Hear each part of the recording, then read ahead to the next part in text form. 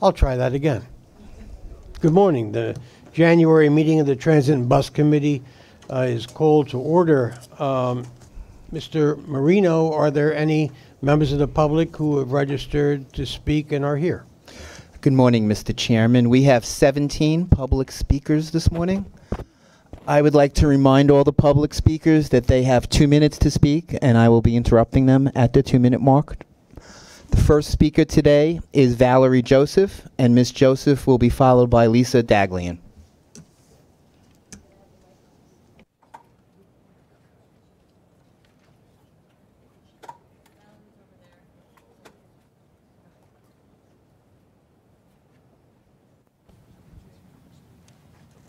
Thank you. Good morning, MTA Board. My face is not unfamiliar here. My name is Valerie Joseph. I'm the accessory advocate for Brooklyn Center of the Independence of the Disabled. Enough about me. Why am I here this morning? On this cold day, I'm here to talk about the fare hike. It is truly not fair. It is really not fair to raise the fare for those of us who are on a minimal income. The weather may be the reason why there are not a lot of people here today, but I'm here for them. $275 may seem not enough for you guys, but it's enough for us who only earn $800 or less a month. And our travels, I work, I have a life, but getting to work back and forth, I can tell you that my trips cost me per month at least $70 to $80. Raising the fare, I won't even have money to eat. So at this moment, I urge you not to raise the fare for me and for everybody else who's not here due to the fact that they probably couldn't even get money to get here on their income. Thank you very much. Thank you, Ms. Joseph. The next speaker is Lisa Daglian, who will be followed by Jason Pinheiro. Hi, good morning. My name is Lisa Daglian. I'm the Executive Director of the Permanent Citizens Advisory Committee to the MTA. I know that many people have come here today to speak about the fare vote, and we'll be doing that in advance of the Finance Committee, so I'm not going to speak about that right now. Right now, we're here to talk about President Byford, and congratulate him on his 1-year anniversary, and to note the improvements that we've experienced to date since when he came in January 2018. At that time, he made the case for reliability and speeding up trains using what he referred to as evidence-based decision-making and understanding the root causes of delays. The subway dashboard, in fact, shows that in 2018, the reliability of service delivered on major trunk lines, the 2, 3, and 4, 5, substantially improved. Before these efforts, service delivered on the 2, 3 lines was only 90.2% of scheduled service in January 2018, yet by October 18, it was over 95%, a number we hadn't seen since April 2015. Similarly, the 4-5 lines improved from a low of 85% in January 2018 to consistently hitting over 90% by June, and frequently hitting near or above 92% by August. These consistently improving service delay percentages provide a glimpse into what could actually happen with full funding for Fast Forward, which we certainly support. 2018 also saw the basis for improved trip speeds, which we've not only read about, but also had the opportunity to experience. Subway timers are critical components to the speed of the system.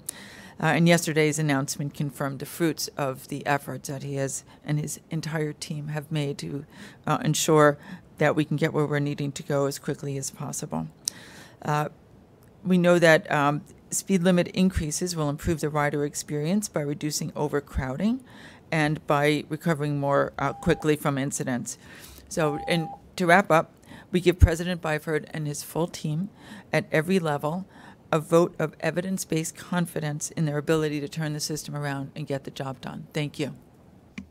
Thank you, Ms. Daglian. The next speaker is Jason Pinheiro, who will be followed by Mary Kassinger.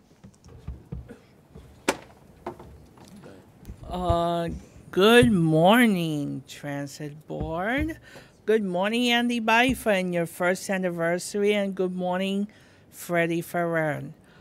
I'm here to bring up this month an issue that one of my fellow contributors to my social media networks brought to my attention, and that is regarding the Orion 7 generations at Queens Village.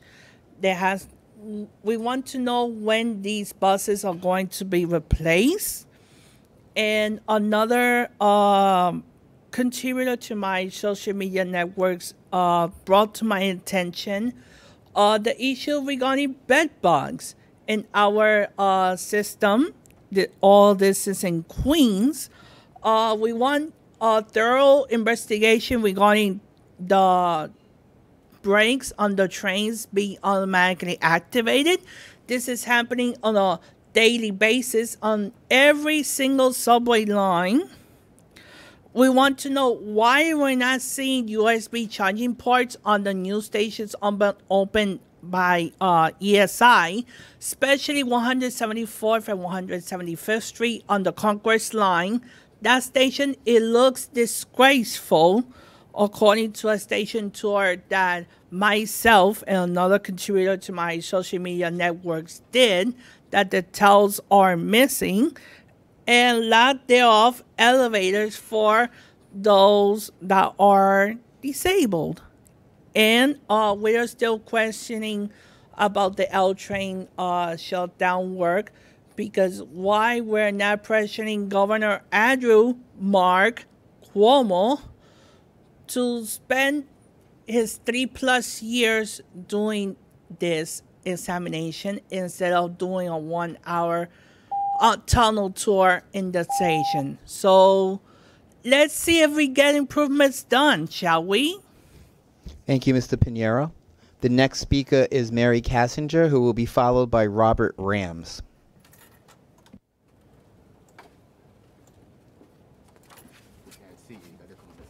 Oh, okay.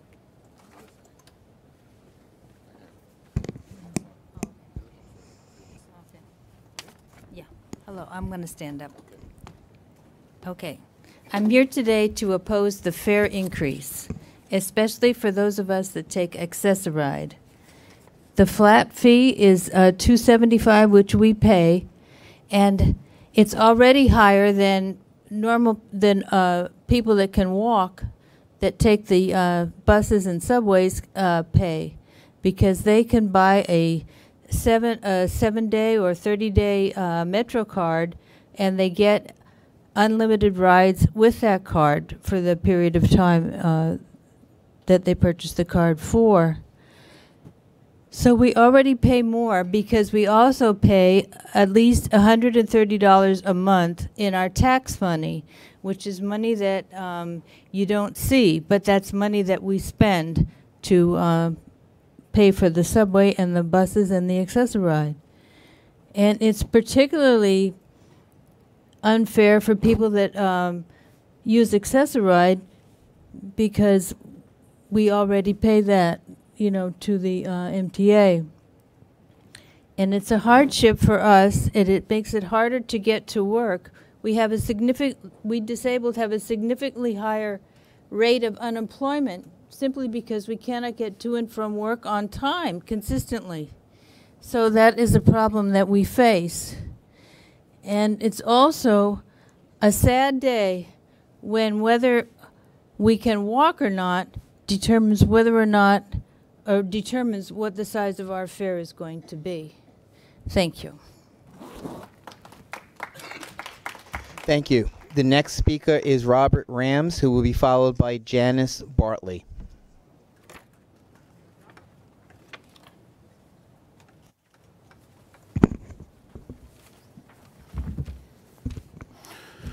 Good morning. My name is Robert Rams. I am a resident of Craig Avenue, Staten Island.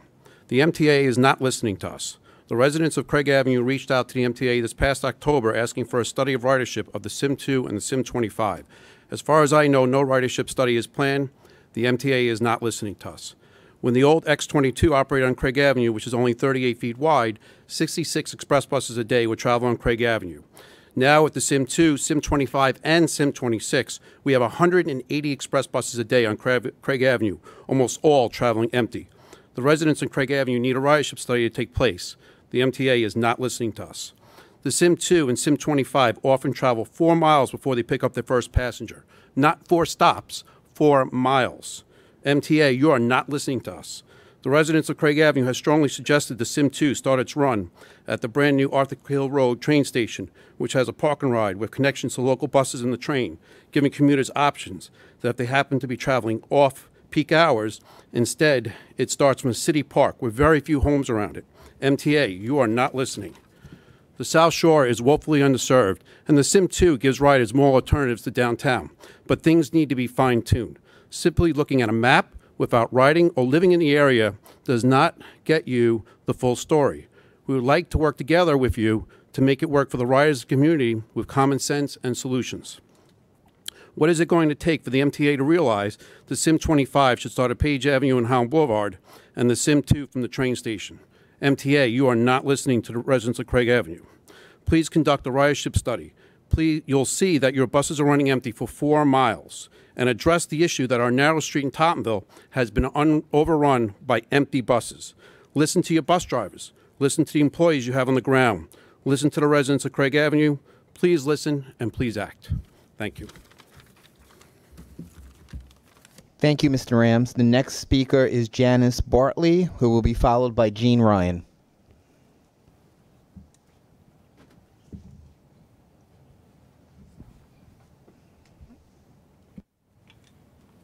Good morning, my name is Janice Bartley. Today I am here on behalf of myself and my peers. I can't believe that there are proposals for a fare hike that would increase the cost of access or ride trips by almost 10%, even though you know most of the people that this would affect live on fixed incomes, and the service does not seem 1% better. Governor Cuomo is out of touch with the needs of working New Yorkers and people who live unlimited incomes. If he and his cronies could be in our position just for a day to see how we are affected by these types of proposals, I know they could come up with a more fair solution. Cuomo squandered millions of the MTA's dollars bailing out luxury ski resorts upstate and other pet projects, and these fare increases will put the burden of paying them off on the backs of working New Yorkers that will never see them when I go out to do presentations about my life. I let people know that they could be in my or my peers' shoes today, tomorrow, or next year. I really hope that the fare hike doesn't come to a reality. Please take in consideration those of us who have to make ends meet every day and deal with changes in the economy. Thank you.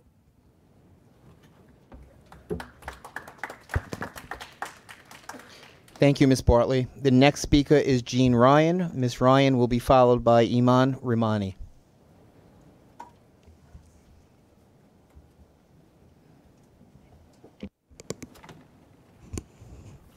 Hi, I'm Jean Ryan. I'm president of Disabled in Action.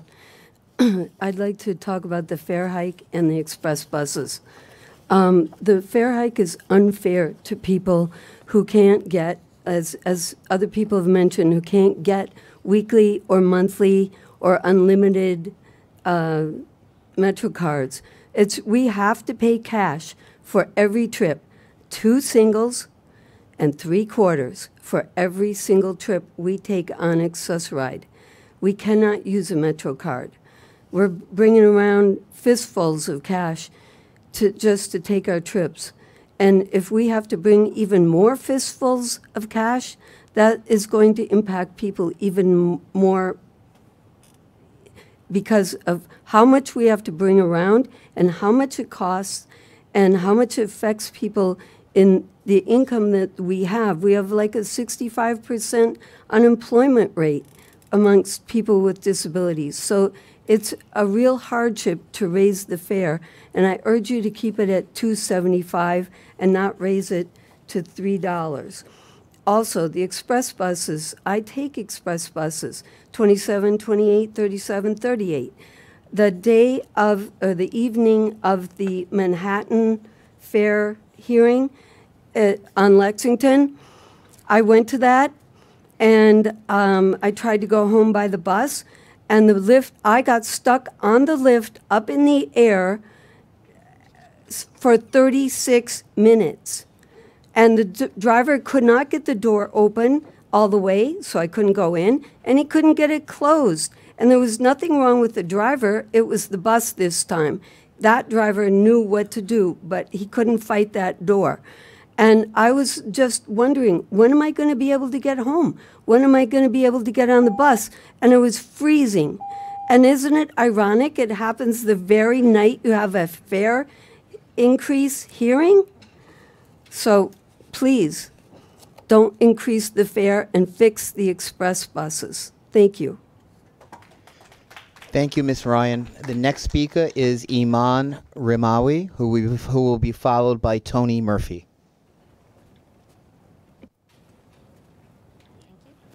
Good morning. My name's Iman Ramawi. I'm from New York Lawyers for the Public Interest. As many folks have already said, many New Yorkers with disabilities which use Access-a-Ride are on fixed incomes, which means they make less than $800 a month. Some people do make more, but oftentimes they do not, because good old America. So let's take out about $600 for rent, because not everybody gets discounts for rent. I don't know why that's buzzing. Great. Oh, I guess I'm electric today. All right. So if you do get some rent assistance, if you're lucky, you get a discount, but most of us aren't. I'm not. I don't get any discounts. So that means you have $600 for rent. So after your rent's paid, that means you have $200 left. And if you get food stamps, if you're lucky, if you're lucky, you'll get them, but who knows how much you'll get. Many people with disabilities don't qualify. Shocking, I know. I didn't qualify. I know, right? That means you have $120 left.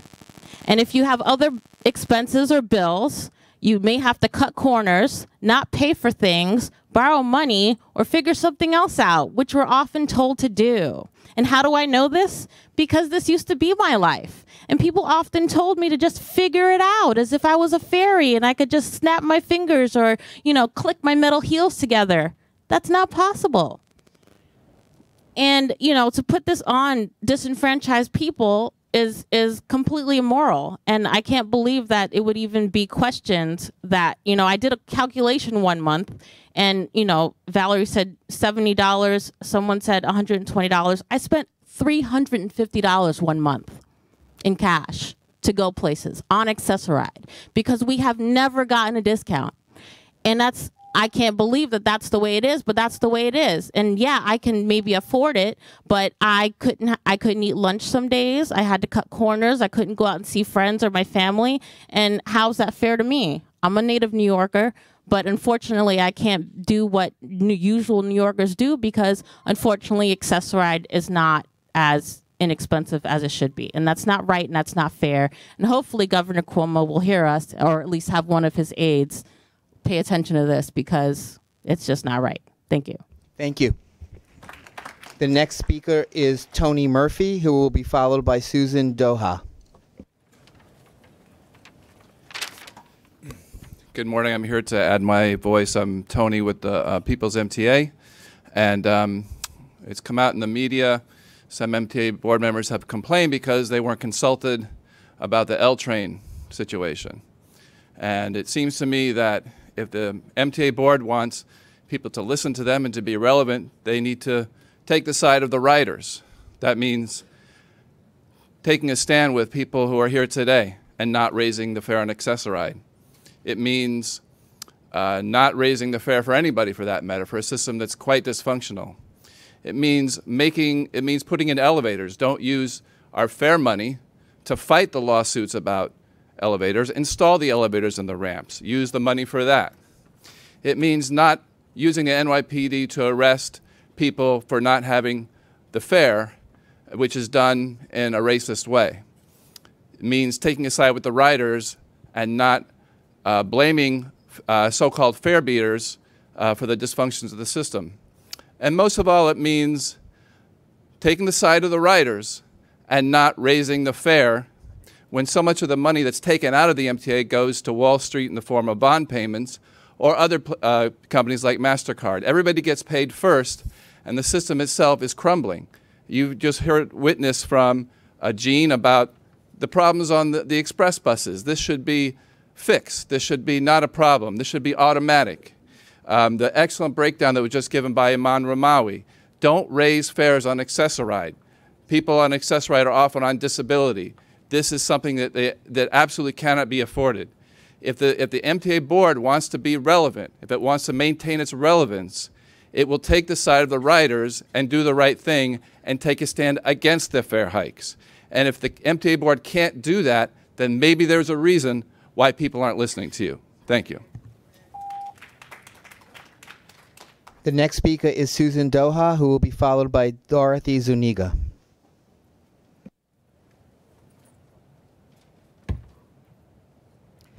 Good morning.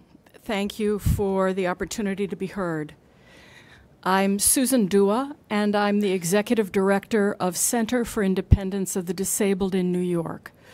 Each year we serve tens of thousands of people with disabilities in New York City. Virtually all of the people that we serve are living under 200% of the federal poverty level, which is about half of all people with disabilities in New York City. 35% of people with disabilities in New York City are living under the federal poverty level. I am advised that a fare increase will be proposed for Accessoride users, and I have to tell you that the people that we work with will not be able to sustain themselves if this occurs.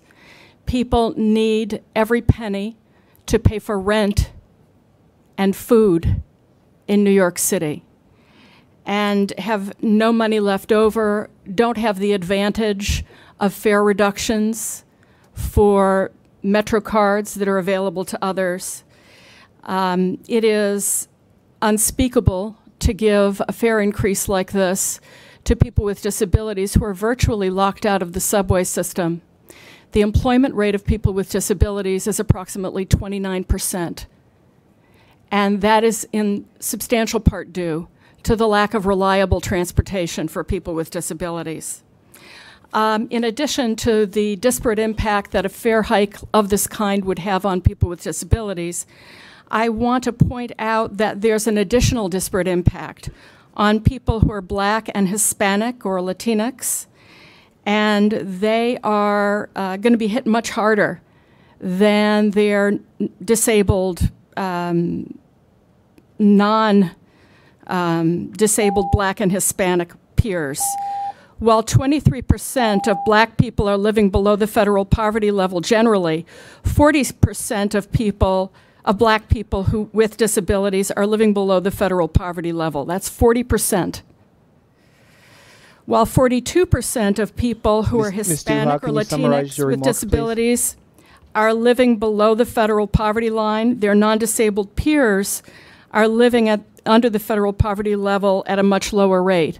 So this will have a disparate impact on people with disabilities, but in particular for people who are Black or Hispanic.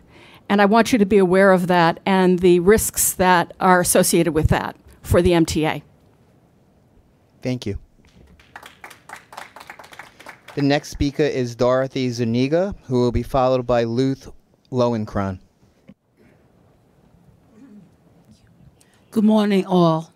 My name is Dorothy. I am part of the MS support groups at Brooklyn Best in Brooklyn, MS Finest in Queens, and also all autoimmune diseases. It would be an extreme hardship for us to pay more than the $275. A lot of us are struggling. We are struggling to go to our doctor's appointments. We are struggling to go to our support group meetings, which is so very important. And basically, we struggle to also have recreational time. So please, I ask of all of you, Governor Cuomo, please do not raise the fare. It's already a hardship, and we struggle every day. We're on fixed incomes. The disability doesn't cover enough with food, medications, and so on. So I beg of you, please. Sorry,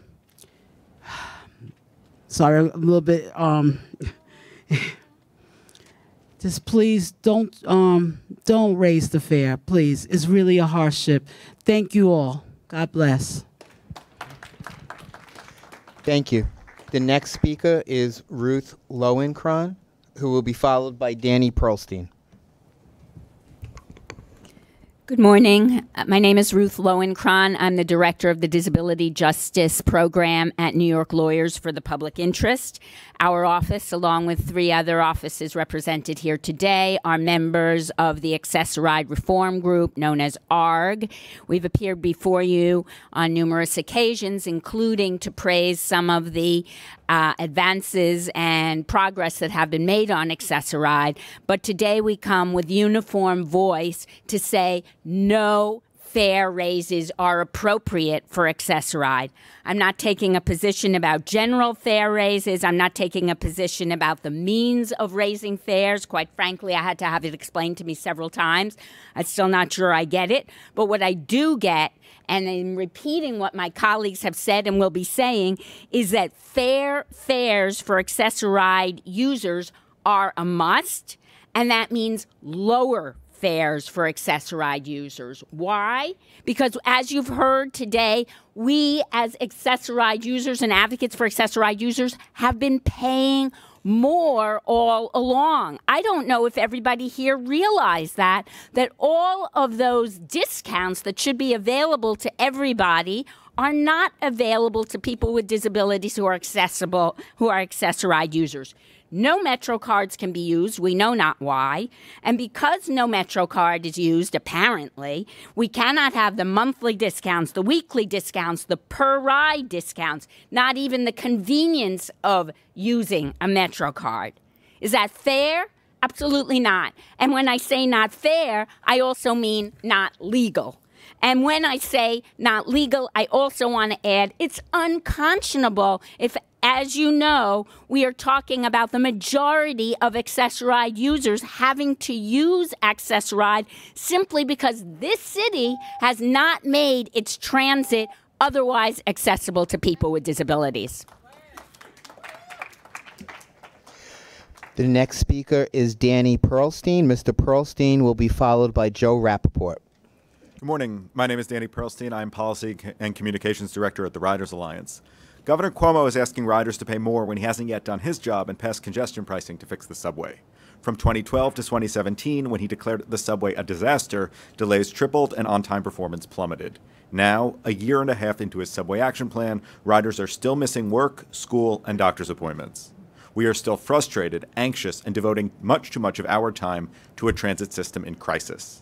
Even with New York City Transit doing the right thing and speeding up trains, a valuable step which should be commended, it's clear that you can't fundamentally fix our transit system without a significant new investment in modernization. The governor and legislators need to adopt a budget that will fix the subway, starting with congestion pricing, before riders are asked to discuss a fare hike. In Fast Forward, riders have a plan to modernize the subway with new signals to replace those from the 1930s that break down constantly, new subway cars to enhance reliability and capacity, and hundreds of new station elevators to deliver, finally, a 21st century subway that is accessible to all. What riders do not have yet is a funding plan from the governor and legislature with congestion pricing as its cornerstone to begin those essential upgrades. Talking about a fare hike before implementing a congestion pricing plan is manifestly unfair to millions of riders stuck in a broken transit system. A fare hike without congestion pricing puts the cart before the train. Thank you. The next speaker is Joe Rappaport, who will be followed by Omar Vera.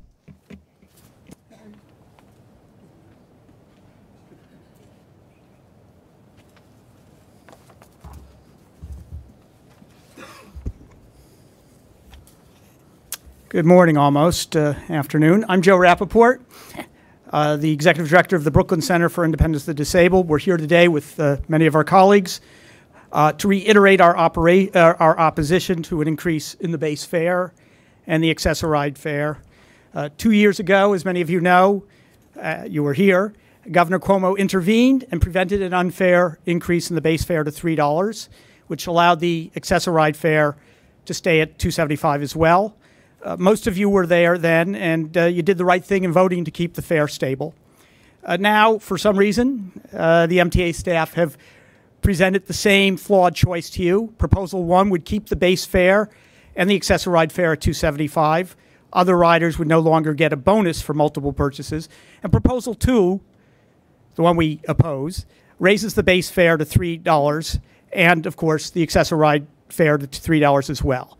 Let me emphasize that both are revenue neutral. So the right thing to do is keep the base fare at $2.75. Little's changed since you've made this choice, and I've asked that a letter that we sent to you, and a similar letter went to Governor Cuomo and Mayor de Blasio from 12 disability groups.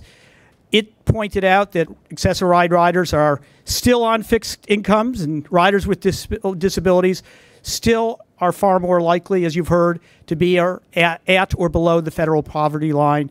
And you've undoubtedly seen people at subway stations trying to get enough change for a single ride ticket, which would go up to $3.25 if you approve Proposal 2. The hard-to-believe thing is that accessory ride fares would go up if the base fare is increased. Accessory ride riders who can't take advantage of bonus options, as you've heard, and those who can't afford to buy more than a couple of rides at a time would be paying $3. Meanwhile, the average fare for anyone who buys a bonus card would be $2.73. This shouldn't be a hard decision for you, whether or not the governor intervenes this time. Keep the base fare at $2.75, don't raise it to $3, and at least keep the fares somewhat fair. Thank you. Thank you, Mr. Rappaport. The next speaker is Omar Vera, and Mr. Vera will be followed by Bruce Hain.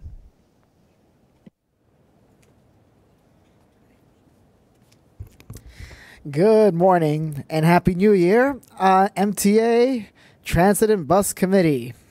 Welcome. Well, since we hear from so many speakers, and this has been a topic discussed since last month about the fares, and I've mentioned last month over in Brooklyn at Long Island University that this fare increase can't keep going on forever and ever and ever. Like, I remember growing up, it was $1.50 until I was about like 10 or 11 years old in 2003. I turned 11 that year.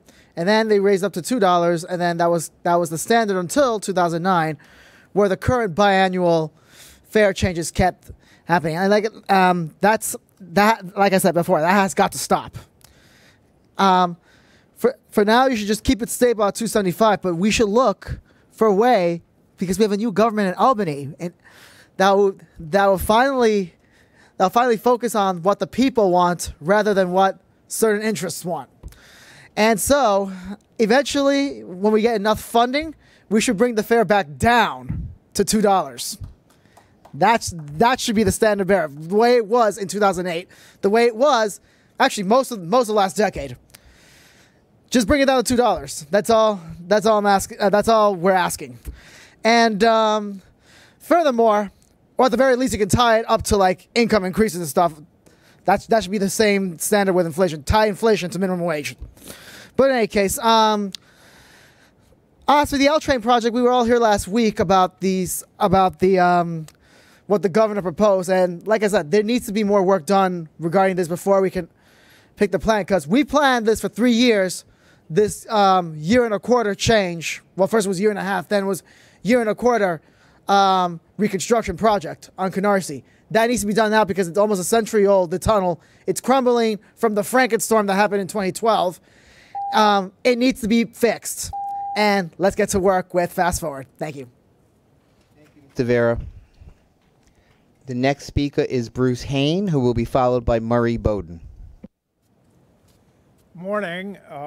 I'm still billing myself as the foremost transportation planner of my generation, apparently, because some of these things are pretty odd. Now, I wasn't going to take this up with you because I thought, well,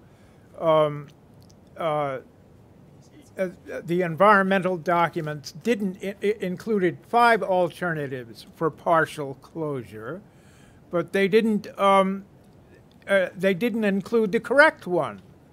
So, and there's a reason for that, you know. The reason is It's a big brief for your consultants.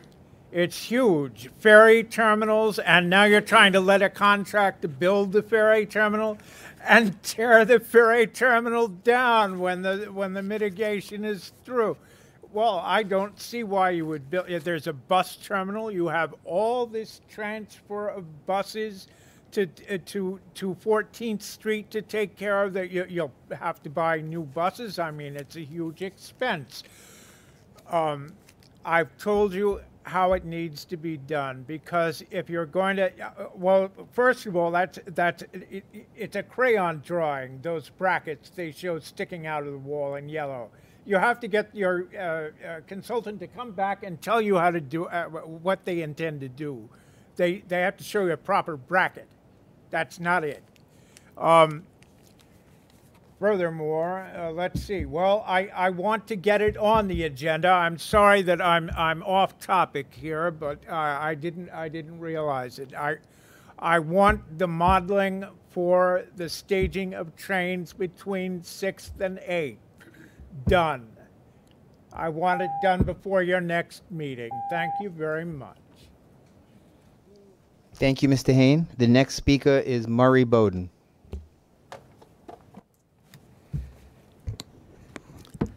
I watched the special board meeting on the L train tunnel with great interest. Governor Cuomo quite correctly said, what technology is available today and how can we apply it to the tunnel? There were studies done a year, 5 years ago, but 5 years ago the technology was not available that's available today. It's excellently done. It uses the most modern. And you need to be flexible because as new things come out. Polly Trottenberg, Commissioner of Transportation for the City of New York, raised some questions at that meeting. She has no standing to raise any question whatsoever. Her department completely ignores the manual of uniform traffic control devices. And if she cannot control her department, how can she raise questions about what's been done about the L train tunnel? In particular, on the West Side Highway going north at 61st Street, the lines have been wrong forever. I've brought it to their attention with pictures for years. It is ignored. If her department cannot understand that the law must be followed, she has no standing to raise questions about whether or not you're doing the tunnel correctly. The tunnel is being done correctly. It's using the latest technology available today. Today they announced that Uber Eats will bring you something from McDonald's or some other place for $2 and some odd surcharge. That didn't happen before this morning. This is a new world. This is the world of my grandchildren and not of mine. Use the technology that these young people understand and what's available today and not something that was current 5 years ago. Thank you. Thank you, Mr. Bowden. Mr. Chairman, that was the last speaker. Thank you, Mr. Marino, and let me thank all the members of the public who came, took time out to share with us. The minutes of the December committee meeting are in your book. May I have a motion to approve?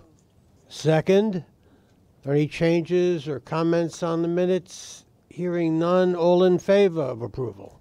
Opposed? Abstaining? The minutes are approved. Mr. Mulligan, are there any changes to the work plan? Yes, Chairman, we've added the quarterly fare evasion report. The first report of the year for the fourth quarter of 2018 will be published in the March 19 committee book. There are no more changes? No other changes. Okay, that's going to require a motion and a vote. May I have one? Second? All in favor of this change to the work plan for 2019? Opposed? Abstaining? The work plan is amended. Thank you. Now I'm happy to call on President Byford to make his commentary and ultimately his report. Thank you, Mr. Chairman. Good afternoon, everyone. And I'd just like to echo what the Chairman said. Thank you very much to all the members of the public who spoke. We took notes of what you said. Mr. Chairman, as you heard from a number of the speakers today, this report does mark my one-year anniversary at New York City Transit. A major accomplishment this year was, of course, the launch of Fast Forward, to which a number of members of the public referred. And that sets out what needs to be done to modernize all aspects of New York City Transit. And I will come back to Fast Forward, but first want to highlight some other achievements from our first year together as a team and some exciting new developments for NYCT. First, I'm proud to report that we have made significant progress in strengthening the management structure at New York City Transit. I saw this first year as very much foundational, and we've been putting the right people with the right skill sets into the right structure with the right mandates. Since I started, we've refreshed the senior management team with top quality leaders in critical areas of responsibility, such as customer, accessibility, and people. And our management focus isn't just at the top. We also introduced a new subway station management team with our group station managers that increases our accountability to provide a customer-focused environment and service to our riders.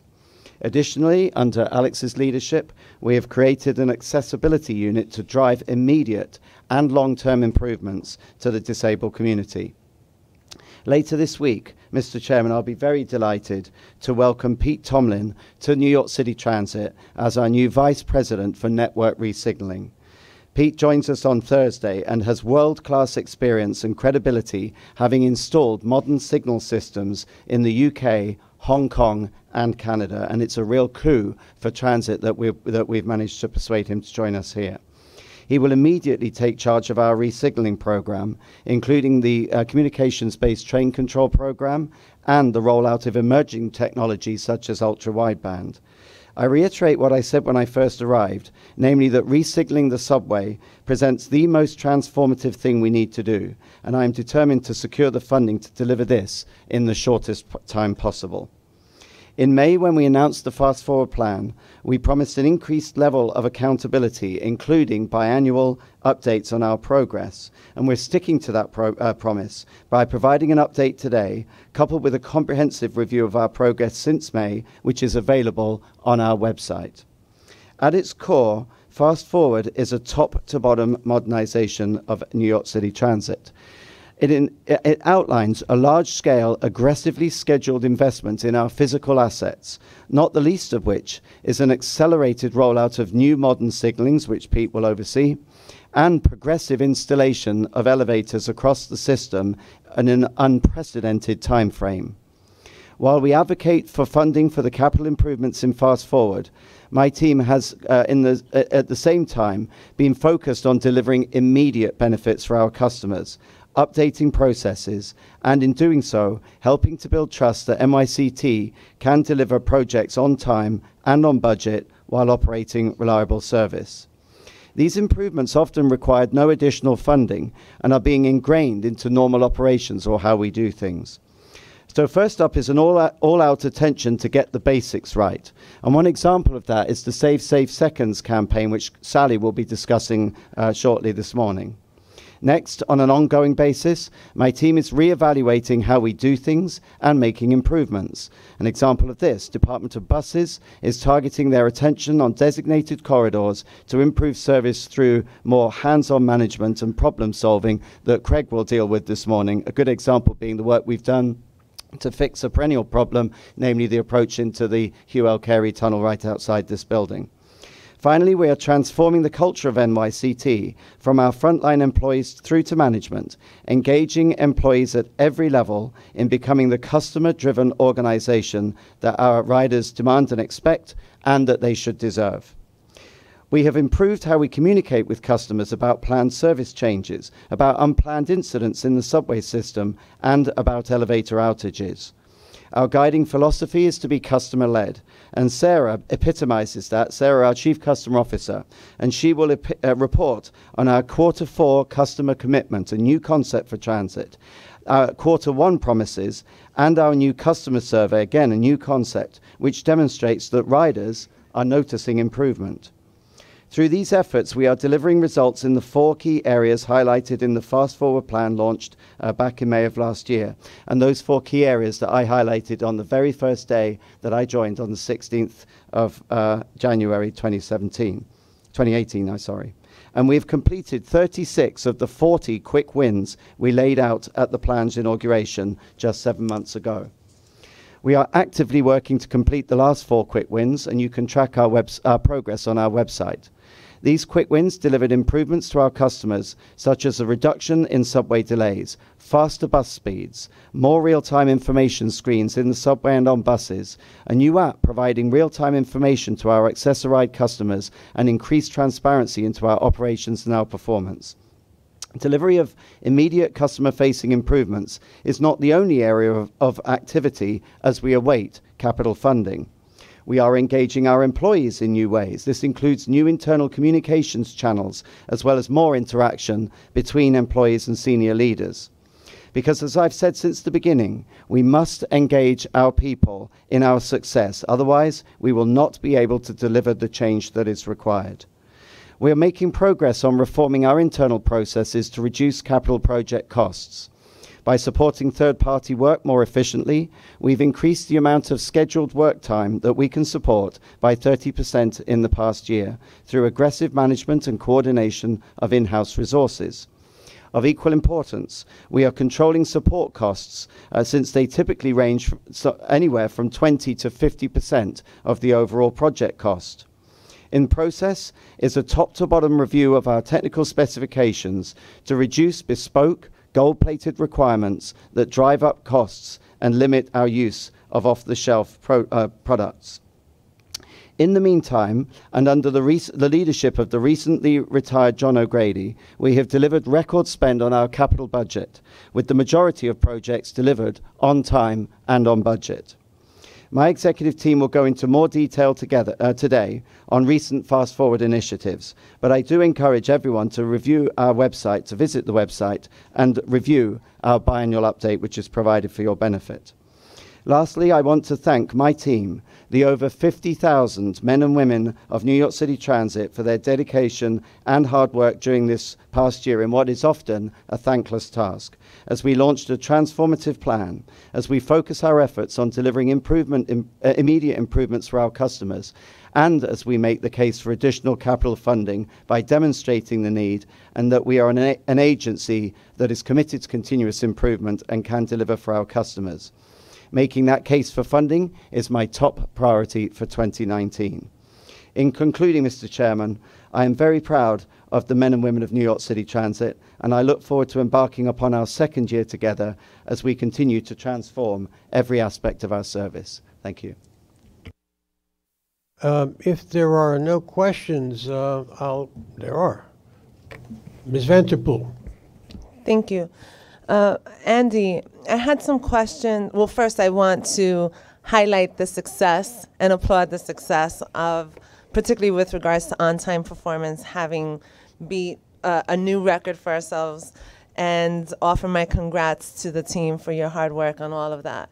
I had some questions about some recent information, the memo the board received over the weekend and then subsequently was reported in the news with surprisingly more detail than we received. But I'm not sure if it's going to be discussed a little bit later when we're in the subway section with regards to the stations and the subway car cleanings. Is that going to be discussed with more detail, or should I ask my questions now? Well, we can deal with that now if you'd like. So I was surprised to learn of this new initiative that was launched in December, just last month, with regards to deep cleaning of stations and subway cars. And I wanted to understand a little bit more where this was coming from, because my recollection of the Subway Action Plan, while it did indeed, of course, have cleaning initiatives in there, I don't recall this significant emphasis with 3,000, an emphasis of 3,000 subway cars and 100 subway stations.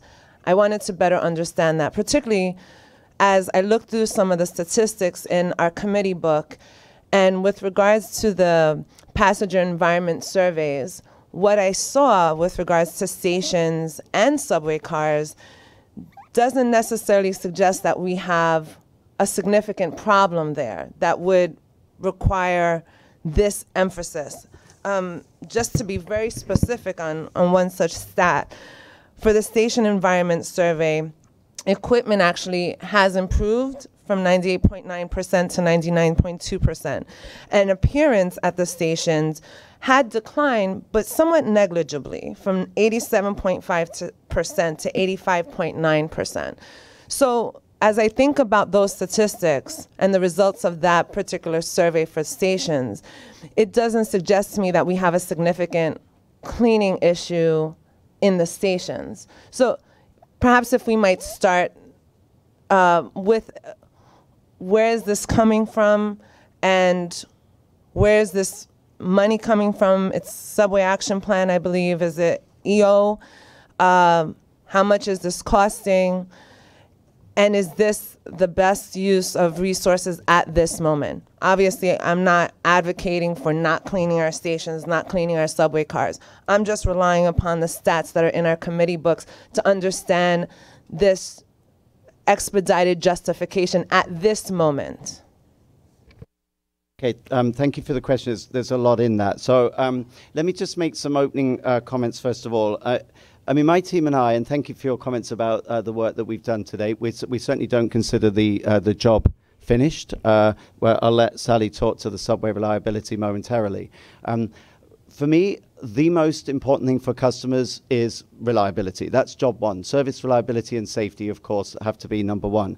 But I guess we take the view, and this is why this was included within the Subway Action Plan, that customers should equally expect, decent, clean, pleasant surroundings, whether they be on a train or whether they be on a station. So for that reason, there is both commitment within the SAP to do more work on cleaning, but also there's an associated budget with that, and it's from that budget that this work is being drawn. Another key point for me is that I'm very proud of our transit cleaners. I make a point of stopping to talk to them whenever I see them, both train cleaners and subway cleaners. And ultimately, this is their work. So there's no question here, as I think the memo to which you referred made clear, we're not taking that work away. What we're doing is embracing or capturing, harnessing, if you will, the work, the skills and the methodologies and the processes and the products that private sector contractors can bring, from which we can learn. The idea being that there will be an intense deep clean of both 100 stations and 3,000 cars to get them up to a better base level. And at that point, then our own forces can take over and maintain at that higher level. Where did it come from? This is something, as I've said, that's in the Subway Action Plan. The initiative was launched by the governor himself. He came to Broadway and launched the station cleaning element of this, because like us, he shares the view that customers deserve clean surroundings. So it was quite a long list of questions. I think I've answered them all. Other than cost to date, so far, I believe I'm right in saying we spent about $1 million so far. The final cost is yet to be determined because the actual amounts vary per station, and the contractors themselves are refining the work that they're doing. While I certainly appreciate innovation being brought in to refresh many of our practices and standards and methods, we're talking about cleaning.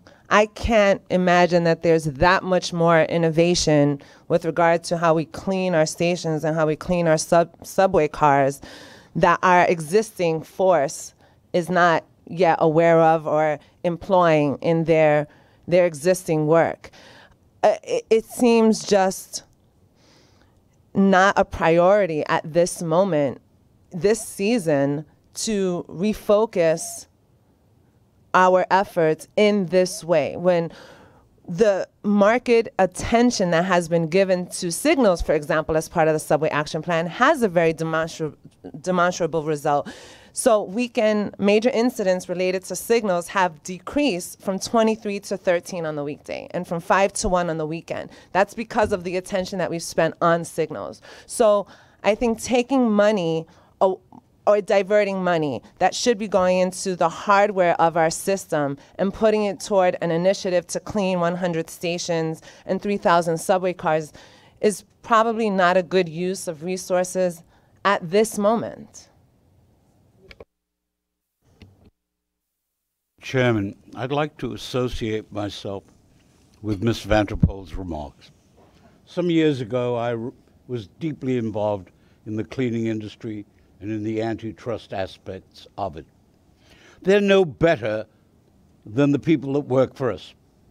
Contracting out a practice that some people in the public sector seem attracted to, in the theory that the grass is greener on the other side, is just foolish. The idea of doing it, in my view, is anathema, and I will not support it under any set of circumstances. Mr. Albert. I have nothing opposed. I'm not opposed to cleaning stations. Obviously, the environment in which a customer waits is important. I'm wondering why now, when we're in the throes of now the real bad winter precipitation season, when people will be tracking salt and snow and things of that nature into the stations, why this began now, and prior to having the group station managers assess their needs in all of the stations. The timing is what I'm questioning.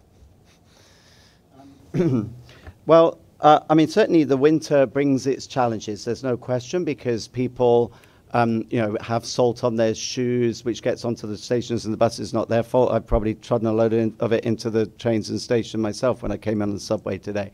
But you could argue it the other way. You could argue that precisely because the stations and trains deteriorate in the winter, that's the time in which to put further effort into cleaning. I mean, you make reference to the group station managers. They were already and are focusing on cleaning, and they're doing that. We've already undertaken cleans at a number of stations. I went out the other night with the Mobile Wash, who are our own, one of a number of crews that go out and do deep cleans of stations. And I was very impressed with what I saw. The team did a good job. But what we do know already from having seen a couple of the contractors in action, they are using products that to date we haven't used. They are using methodologies that to date we haven't used. That's not the cleaner's fault. I think we're learning from the contractors. There are products that, as long as we can, we obviously have to have them safely assessed. They are products that I would then like to give to our cleaners, and to properly equip cleaners' cupboards at stations so that everyone's got the right equipment. They know what the right methodologies are. They know what's needed to truly get the grime out of these stations, a lot of which has been embedded. At the end of the day, this is part of the subway action plan. I do reiterate the comment I made earlier to Commissioner Vanterpoel that for me, job one is, always will be, absolutely number one, reliability and safety. But I don't see, invariably, I don't see activity as necessarily mutually exclusive. If we can make the place cleaner and more tidy at the same time, that's surely a good thing. If I may ask a final question. I'm sorry. Yeah, you talked about new methodologies. What's an example of that? What's an example of a new methodology that they're using on subway platforms? Sure. Just for my own curiosity. Yeah, that's fine. So my understanding is, and Sally may need to help me here, one of the methodologies that's been deployed is it sounds benign, but it isn't. There's a type of sponge that can be applied, not a squidgy sponge like you'd wipe your car down with, but a product that can be blasted and sandblasting at very high levels to get the inherent grime out, or the embedded grime that you typically find, for example, on the transition between the wall and the floor. That is very difficult to get out. You're not going to get that out with a mop. So there are technologies and processes that we've been watching to see how effective they are. Again, it's my intention then that when I've spoken to the union president about this, that we can then learn from these products and methodologies such that our own excellent in-house forces can then deploy them and keep them in that better condition. So sandblasting is an example of a methodology? That's one, yes. All right. Mm-hmm. Mr. Jones, why not? Yeah, I'm beating a dead horse. I'm just wondering if this is an awfully... Yes, I'll be very brief. You know, I understand this, but I think there may have been a less expensive way to bring new technologies into the system as opposed to a major hiring of contractors. That would be my only comment. But I'm not second guessing if that was the only way to do it. But it does seem a very expensive way to do it, to get new ideas into the system. It doesn't require a comment. I mean, it was more a means of expediting. We wanted to achieve a rapid cleanup, and that was why this initiative was asked of us. Before we get on to a second round and the horse begs for mercy, we're in a relatively good place when we're debating cleaning methods for stations and cars. That's a good place in which to be. I don't think we're systemically there yet, but this is a good conversation to have. I'm on the subways all the time, every day, as all of you are, I presume, and see some great stations and some not so great stations. I don't see anything wrong with spending a small amount of money to try to make an investment in skills transfer as well as doing better. If someone has a different perspective, we've been hearing that for a while. I just wanted to weigh in with this one and remind you that we have a pretty long agenda, and I think you know, we have a lot of things to accomplish today. But on the second round, Ms. Vanterpool? Thank you. Just two quick questions. How were the 100 stations selected? The second question is, you've indicated $1 million have been spent already. We're only a month, more or less, into this initiative. You've also indicated you don't have a total cost for this full program at the moment, but a month in at $1 million does raise my eyebrows for sure. And then, well, I certainly agree with our chair's comment about being in a place where we're discussing or debating cleaning our stations in this context where what customers really want is reliability in the system. I do not see anything in our metrics that indicate dirty subways are impacting the reliability of the system. In fact, the two top categories are the external category for delays and then signals. Neither of those, or rather, clean stations and clean subway cars do not fit into either of those top categories of delays. And with that, I rest my questions. Sure. The idea, it's not a discussion about how we clean subway stations. Really, it's a discussion about how we prioritize money, right? I think that's what the point is that was being made. And my last thought is, if you're going to invest $100 million into cleaning stations and simultaneously try to save $4 million annually by eliminating track inspections, that makes absolutely no sense whatsoever. You're talking about investing $100 million into a problem which is not the biggest problem facing the MTA or New York City Transit, and simultaneously entering into seriously penny-wise and dollar-foolish behavior by eliminating human inspection of the track, or at least some of it. So that discussion about priorities is a real discussion. It's not about cleaning stations or what methodology is used. Thank you, Mr. Samuelson. Now, so I'll keep it really brief. I'm crystal clear on priorities, and I think the results you're about to hear will demonstrate the application of those priorities. The priorities have always been, for me, safety and reliability first. That's why what you're about to hear from Sally and from the rest of the team, that actually we are focused on the right things. So I'll let my colleagues state my case. Thank you. Thank you. And before we move on, this subject has been touched upon briefly before, and there has been a meeting devoted to it. There will be meetings devoted to it and briefings and untold other hours that we'll be calling upon board members to contribute to the common good. But I wanted to take a moment to salute Commissioner Trottenberg for her diligence and her persistence and her good judgment and good suggestions, spending the time this weekend on briefings on the L Tunnel. I just wanted to say that and get that on the record and say that to you personally, Polly.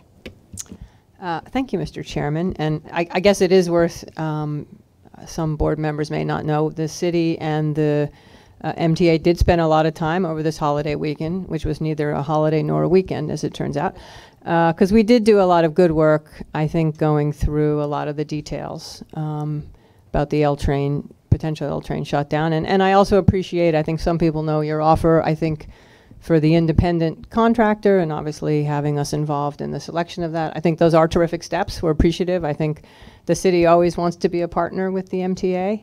And I can certainly say, I think from the city's point of view, feeling a lot better about where things stand on the L train, and appreciative, Mr. Chairman. Thank you. Now I think we're ready to get back to our agenda, and I'll ask Senior Vice President Librera to make the subway portion of the customer service report. December 2018 capped a year of progress in improving service for our subway's customers. Over the course of the year, we implemented fast-forward initiatives, and we continued with our subway action plan work. The December operating statistics show significant gains in performance. For the fourth consecutive month in December, we exceeded our delay reduction target of reducing our monthly total delays by more than 10,000. On-time performance for weekdays reached 72.6%. That is the highest monthly weekday on-time performance that the system has seen in more than 4 years, and nearly 10 percentage points higher than it was in December 2017. We experienced 52 major weekday incidents, which is the second lowest monthly total of this year, and 23% lower than the 12-month average for 2018. All of our customer-focused metrics in December improved. Additional train time improved, additional platform time improved, service delivered improved, and customer journey time performance also improved. As we've consistently said, we know we have more to do, but we are making significant progress, and these statistics reflect that progress. The Subways team has worked hard throughout 2018 to stabilize the system under the Subway Action Plan. We have cleared thousands of defects in track, signals, and infrastructure. We've cleared drains throughout the entire system, and we've removed debris from the right-of-way. Among the benefits of this work is a reduction in fires in the system. Overall in the system, fires are down 9% when we look at 18 compared to 17. But when we look at debris fires on the right-of-way, they are down 26%, 18 versus 17. As we've discussed, a cornerstone of Fast Forward is focusing on the basics of providing quality service every day. Our Save Seconds initiative stems from this approach and engages all employees in finding every opportunity to improve our service. We'd like to highlight today the work of a notable example of all of those efforts, our speed team, and I'd like to tee up a video that I believe we're going to show.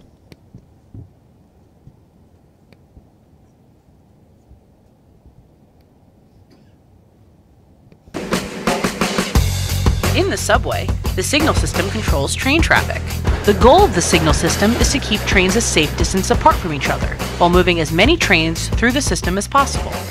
We're proud that the subway is very safe, but we know it could be speedier. Thanks to our new speed unit, it soon will be.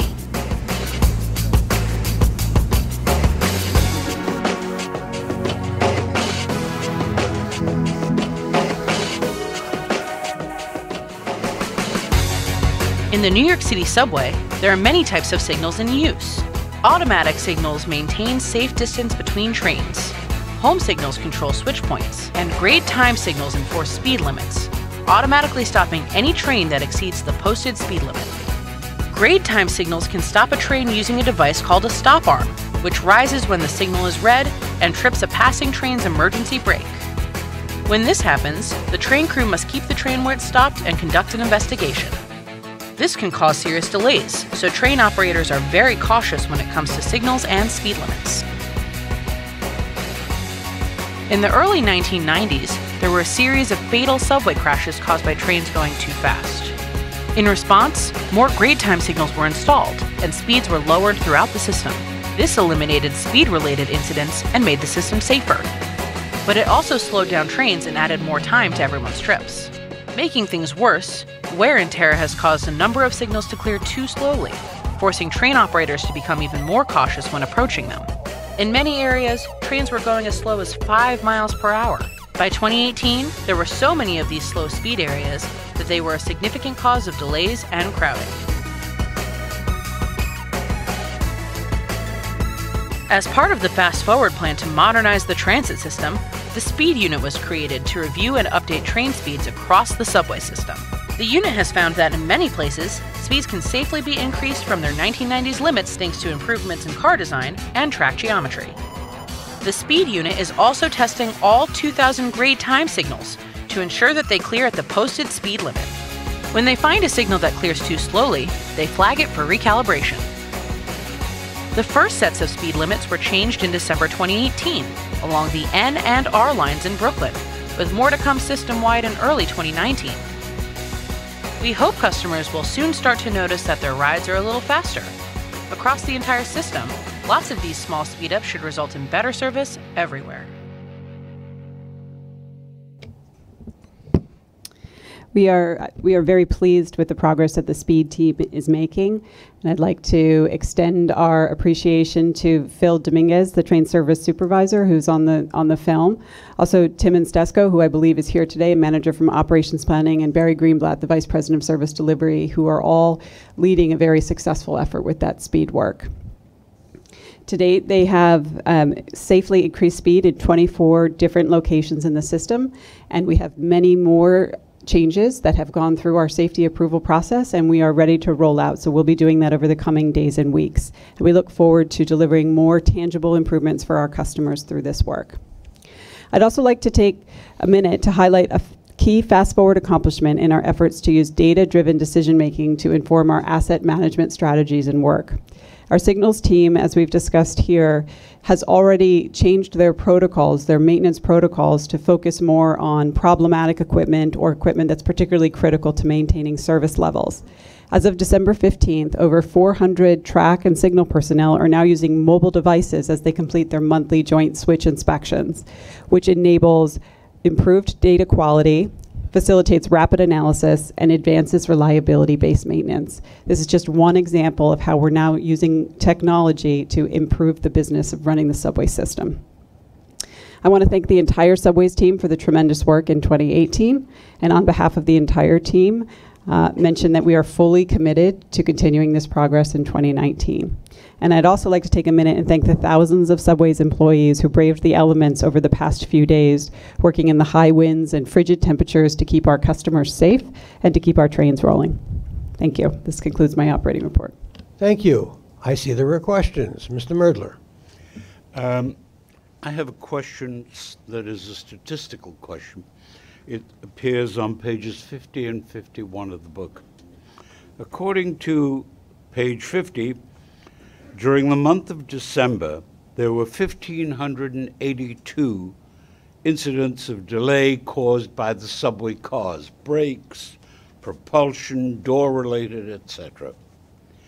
But more than that number, more than that 1,500, was 1,688 people lying in the roadbed. And that doesn't include 851 other passenger-related issues of people on the roadbed, and that does not include people working. My first question is, how's this happen? How do you wind up with 1,600 incidents where people are on the tracks in the middle of the winter? So I believe you're referring to chart 22 in the book. That is the trains that are delayed rather than the incidents themselves. So it's possible that a single incident can cause multiple trains to be delayed. In fact, that's typically the case.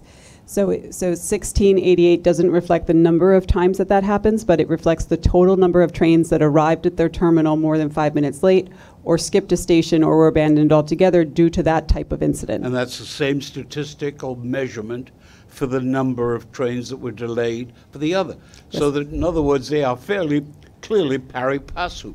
My point is, how do you wind up with a significant number of incidents with people on the track? And maybe the answer is something that Commissioner Jones and I have been screaming about for ages, which is platform doors. You wouldn't have them on the track. Let me go back to the substance. Will you explain to me how that many people can get on the track? You can't tell me 10 people cause 1,600 trains. No, we have a good number of incidents of unauthorized people on the right-of-way. In some cases, it's people who jump in front of trains with the intention of doing themselves harm. In some cases, it's where customers are traveling from one train to the other. We had a number of those cases in December, and we've launched a media campaign to advise people as to the inherent danger with doing so. We do have cases where there are other people who are fleeing some sort of other incident, whether it be a crime or maybe looking for warmth. So then, would it be a burden upon you to give us the data that shows us on a monthly basis how many people are on the tracks, and to the extent possible, how they get there? How they get their part would be more difficult, but we can certainly give you the incidents that make up these delays. Absolutely, we could tell you the number of instances that happens. I'd like and to know I will how say many times, how many people get on the tracks in any given month, and then we can follow up with platform doors.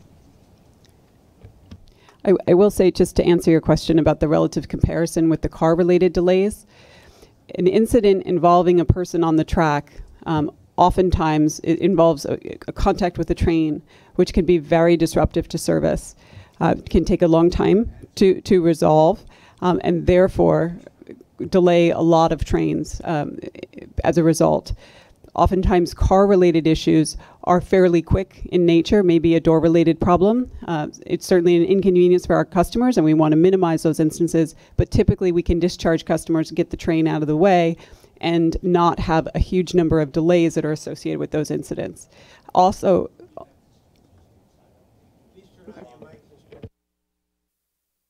don't need to prolong this. I just want to know how many people on a monthly basis get on the tracks month by month, so we can take a look at it, please. Okay.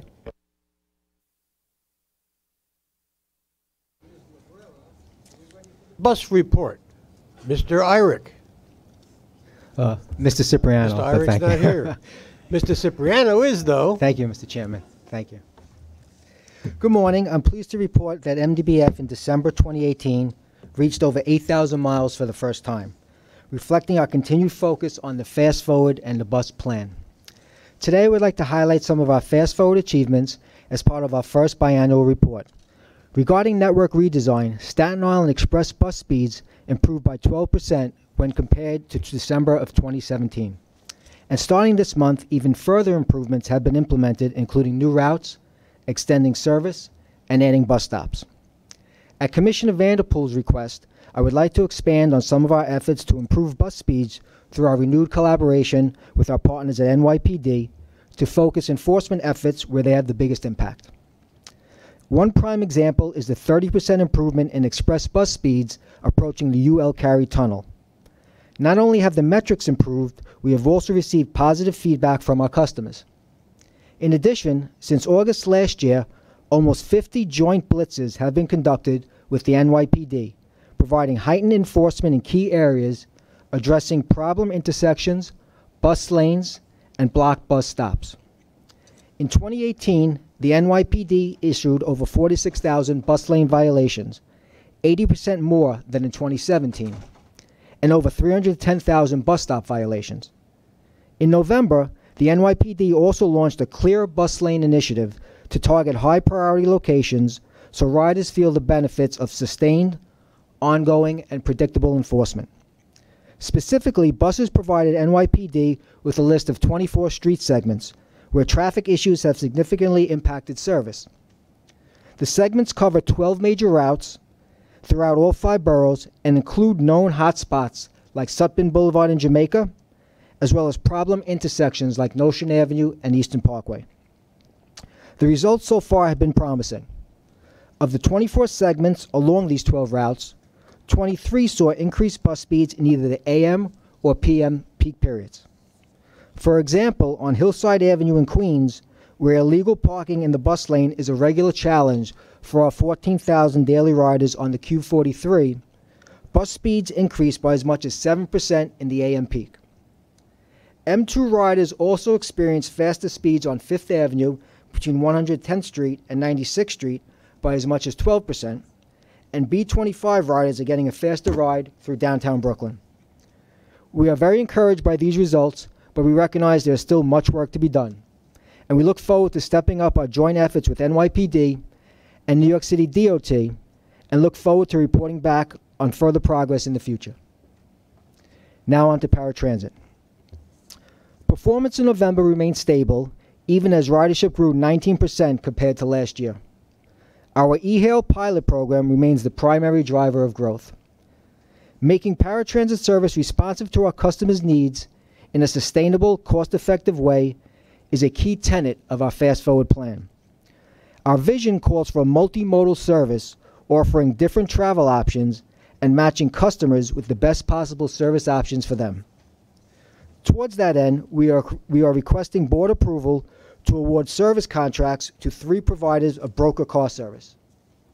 These contracts will provide paratransit customers with greater access, providing greater flexibility and reliability in all 5 boroughs. Importantly, the new contracts will include the ability to provide non-ambulatory service using wheelchair-accessible vehicles, as well as the ability to deliver high-volume trips at lower costs than the primary carrier service. In addition, this month we began the rollout of 400 new lift-equipped vans for our primary carrier service to replace vehicles that have exceeded their useful life. The new vans are quieter, have interiors with a higher ceiling clearance, bright LED lighting, and digital thermostat controls, providing for a more comfortable ride and improving the customer experience as made a priority in the Fast Forward plan. As an added benefit, the narrow body design is easier to maneuver on city streets as compared to the older paratransit vehicles. And that concludes the bus and paratransit report. Thank you, Mr. Cipriano. Are there any questions? Ms. Vanterpool. Thank you for following up on my request with more information on the bus lane initiative. So I have a few what I think are quick questions. And I also want to thank the chief and NYPD for their increased efforts. I want to thank Mayor de Blasio for announcing new bus lanes in his State of the City and new initiatives across enforcement overall citywide. And then also to thank Governor Cuomo for expanding the use of, proposing the expansion of the use of bus lane enforcement cameras in his State of the State. So getting to my questions, of the 24 segments that were suggested for the Clear Lane Bus Initiative, were any of those SBS routes or segments of SBS routes? Yes, some of them were. Because I've noticed month after month that the travel time on SBS routes is actually increasing. So were some of those more problematic segments the ones suggested, or was it a different methodology? So we took a deep dive into our own data, as far as bus speeds, customer complaints. We, reached out to all our road operation folks for some qualitative suggestions about where they see, the pinch points are. And we shared those with NYPD.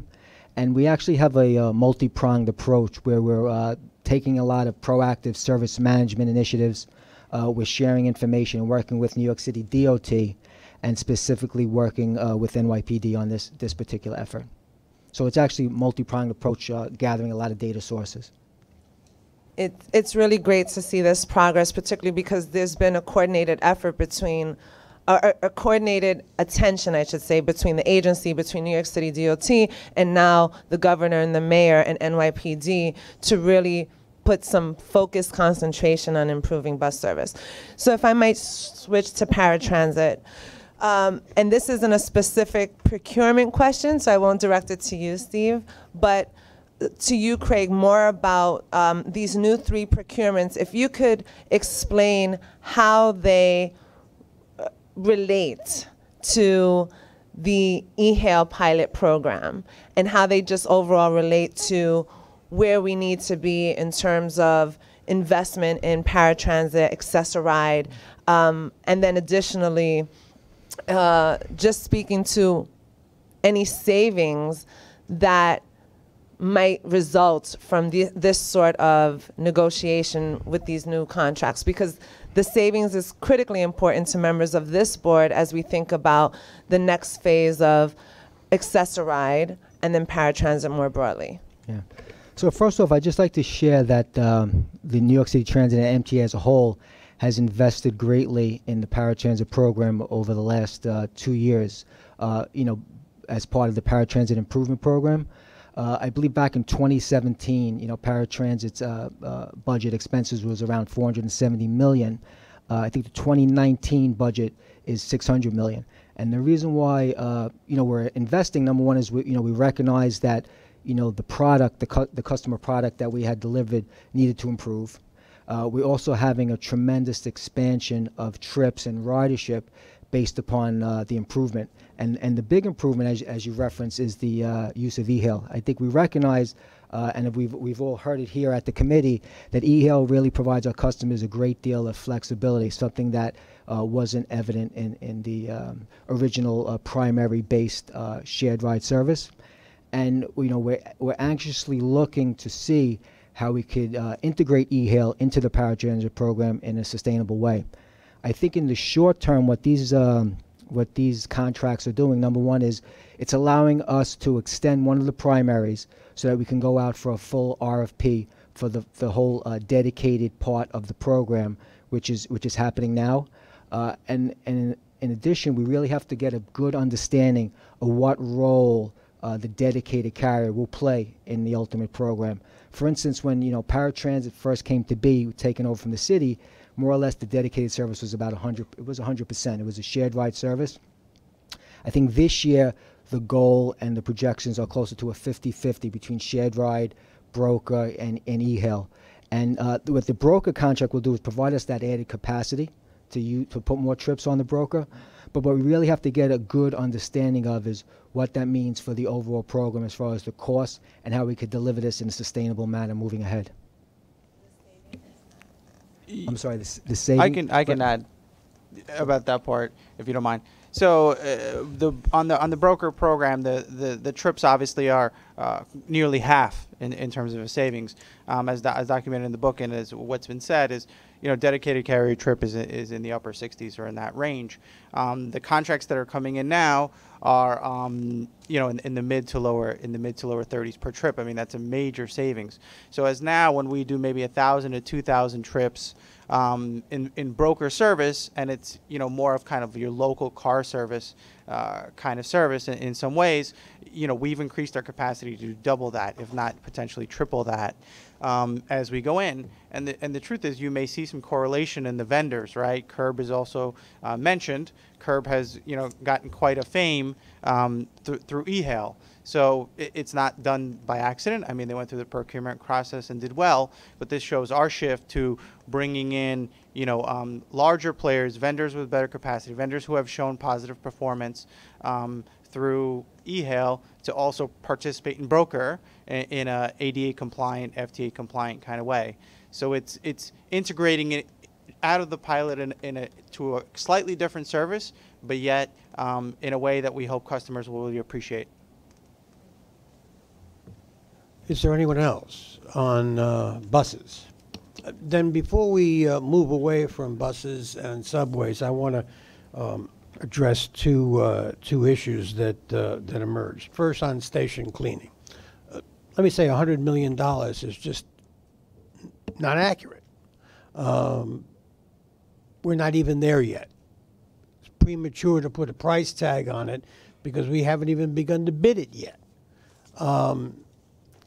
We're projecting at most deep station cleaning will, one, be about 1/10 of that, and two, that once this is done, given right back to the workers who work with us every day and are responsible for this among many other things in our subway system. So just want to correct that one thing.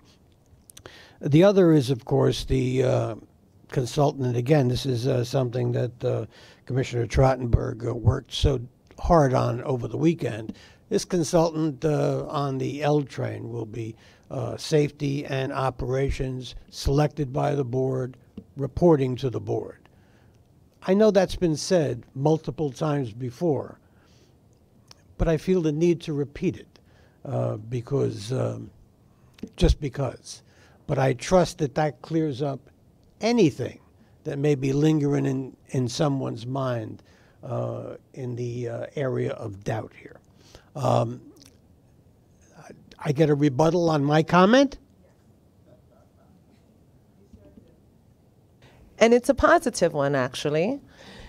I wanted to note something that you omitted from your comment that is actually very important to this L-Train discussion and the comment you made about the independent consultant. And that is that the pool of potential consultants that is to be considered is outside of those entities that do business with the MTA. It was a particular point that I and many others had made, not to have just a list of consultants that has either done business with MTA in the past or any other state agency or department.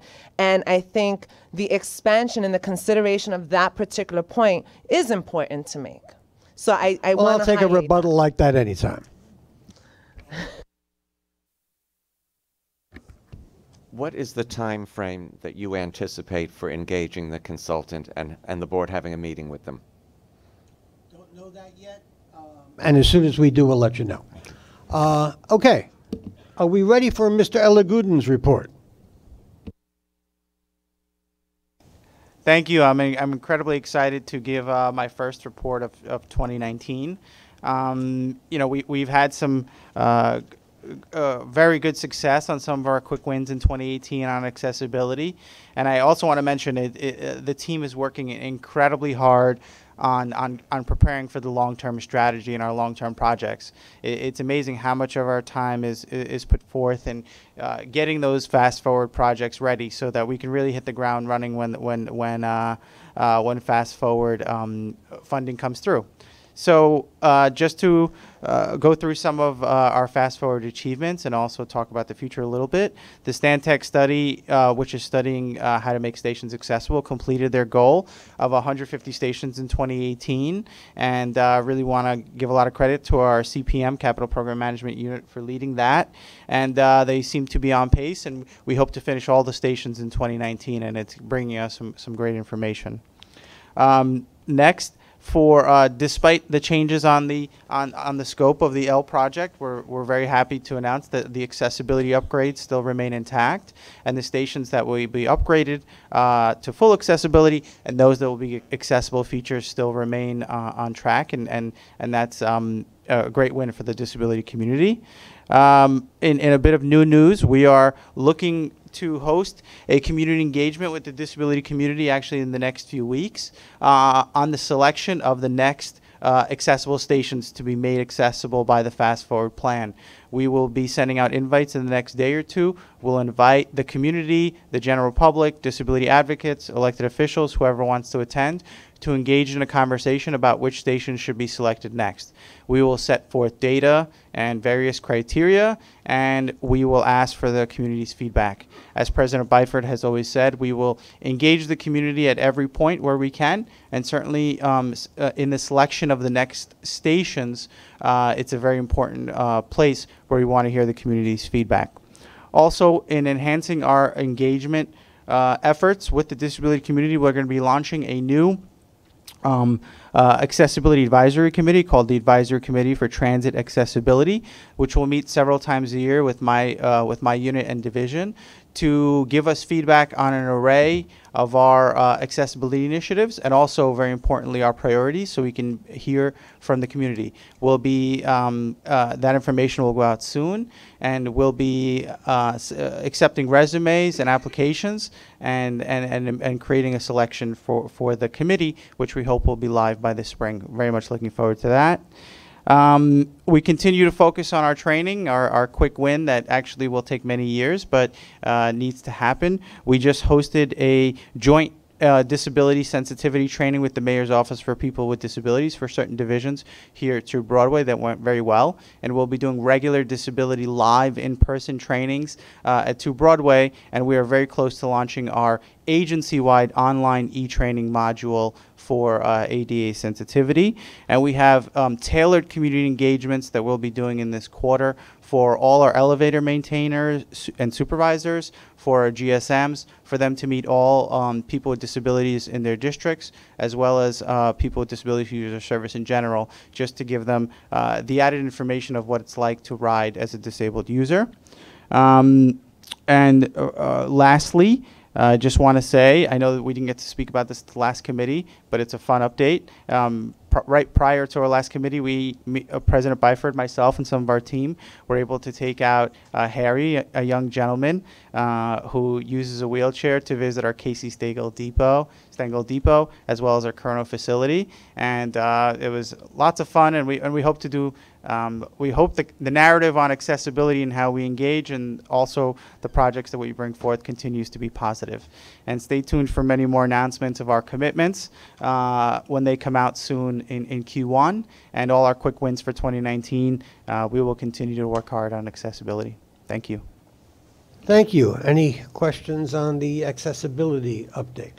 If there are none, I'll ask Sarah Meyer for the strategy and customer experience report.